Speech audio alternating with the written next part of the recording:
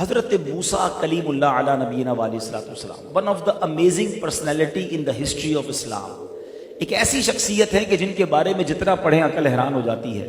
سب سے زیادہ قرآن کریم میں جس نبی کا ذکر ہے وہ حضرت موسیٰ علی نبینا علیہ السلام۔ آپ کی ولادت سے پہلے کا سینیریو کیا تھا ذرا سمجھیے گا حالات کو۔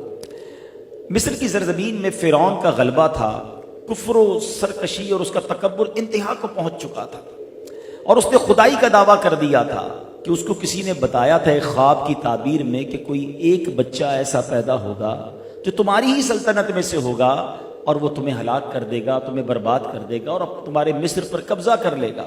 حکم جاری کر دیا کہ بنی اسرائیل میں جو بھی لڑکا پیدا ہوگا اس کو قتل کر دیا جائے۔ اب وہ لڑکوں کو قتل کرنے لگا اور یہاں تک کہ کئی لاکھ بچے قتل ہو گئے۔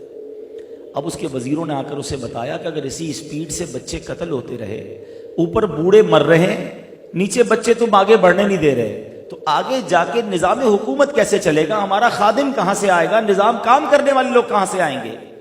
تو پھر اس بے وقوف آدمی نے یہ حکم جاری کیا کہ 1 سال لڑکے قتل کیے جائیں، 1 سال کے لیے چھوڑ دیے جائیں۔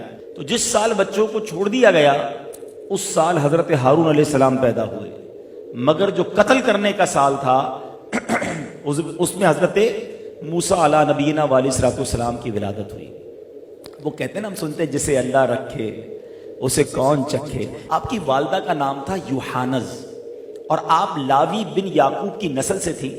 اللہ کریم نے خواب میں یا فرشتے کے ذریعے ان کے دل میں یہ الہام ڈال دیا کہ حضرت موسیٰ علیہ السلام کو تم دودھ پلاؤ، اگر ہمسایوں کو پتہ چل جائے اور وہ شکایت کریں فرعون کی طرف تو بے فکر ہو کر حضرت موسیٰ کو اپنے بیٹے کو دریائے نیل میں ڈال دینا، اور ہم اس کی جدائی کا غم نہ کرنا، ہم تمہارا بیٹا تمہاری طرف لوٹا دیں گے۔ اب یہ کیسا ماں کا دل تھا، ماں اپنے بچے کو دریا میں ڈالے، کبھی دنیا میں سنا ہے؟ مگر اللہ کی وہ بندی کیسی ہے، رب پر بھروسہ کیسا ہے، اللہ کے وعدوں پر یقین کیسا ہے۔ اب جب یہ بات پھیلنے کا خوف ہو گیا تو حضرت موسیٰ علیہ السلام کی ماں نے ایک صندوق میں اپنا چاند جیسا بیٹا جو ہے وہ دریائے نیل کے حوالے کیا۔ مگر آپ کی ایک بیٹی بھی تھی، آپ نے کہا بیٹا دریا کے ساتھ ساتھ چلتی رہنا، دیکھ رہا تو صحیح میرا لال کدھر جاتا ہے، یہ صندوق کدھر جاتا ہے۔ حضرت موسیٰ کی بہن دریائے نیل کے ساتھ چلتی جا رہی ہیں، اور جب یہ دریائے نیل والا صندوق فرعون کے محل کے قریب گیا اور وہاں دیکھا فرعون بھی بیٹھا ہے، اس کی زوجہ آسیہ بھی بیٹھی ہیں، اور انہوں نے وہ صندوق اٹھا لیا ہے، تو ڈر کے مارے ماں کو آ کر بتایا کہ ماں غضب ہو گیا، جس ظالم سے بچے کو بچا رہے تھے، جس ظالم سے بچنے کے لیے دریا میں ڈالا تھا، یہ صندوق تو ادھر ہی پہنچ گیا ہے۔ مگر ماں کو بھروسہ تھا کہ رب نے فرمایا ہے یہ بچہ واپس لوٹے گا۔ اللہ اکبر، صندوق کھولا جاتا ہے، نورانی چہرہ ہے۔ فرعون پہلے تو بہت خوش ہوا، مگر اب کیا کہتا ہے، کہیں یہ وہی لڑکا تو نہیں جو مجھے قتل کر دے گا؟ ارے یہ بھی تو چھوٹا بچہ ہے، یہ سال تو بچوں کے قتل کرنے کا ہے۔ اللہ اکبر، حضرت آسیہ جو فرعون کی زوجہ ضرور ہیں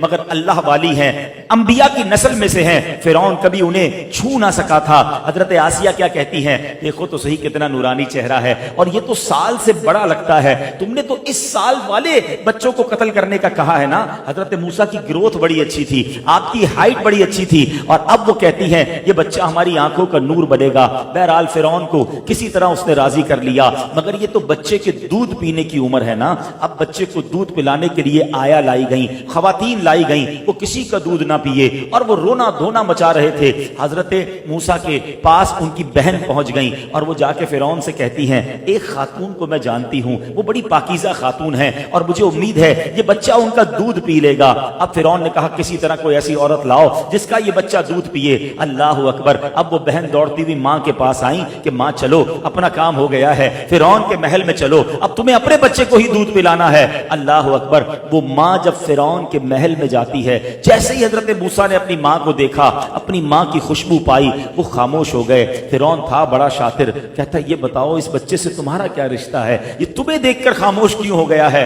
اب یہ بات بڑی سینسٹیو ہو چکی تھی، مگر آپ کی والدہ کہتی ہیں میں ایک پاکیزہ خاتون ہوں، میرا دودھ بھی بڑا پاک ہے، جن بچوں کے اندر نفاست ہوتی ہے، جو بچے نیک فطرت ہوتے ہیں، وہ میرا دودھ سکون سے پیتے ہیں۔ اللہ اکبر، حضرت موسیٰ اب پھر ماں کی گود میں آ گئے ہیں، اس محل میں ماں کی گود میں آئے ہیں جدھر سے ڈر تھا کہ قتل کر دیے جائیں گے۔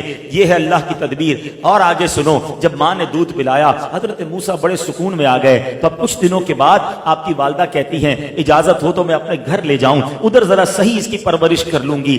فرعون کہتا ہے ٹھیک ہے تم اپنے گھر لے جاؤ۔ روزانہ دودھ پلانے کی ایک اشرفی دی جاتی، ایک سونے کا سکہ تحفے میں دیا جاتا۔ اللہ کی شان دیکھو کہ جس ظالم سے بچنے کے لیے اس خوف سے دریائے نیل میں ڈالا گیا تھا، اللہ نے ماں کی گود میں بچہ واپس بھی عطا فرمایا، اور ماں اپنے بچے کو دودھ پلا رہی ہے۔ روز بادشاہ کی طرف سے انعام بھی ملنا شروع ہو گیا۔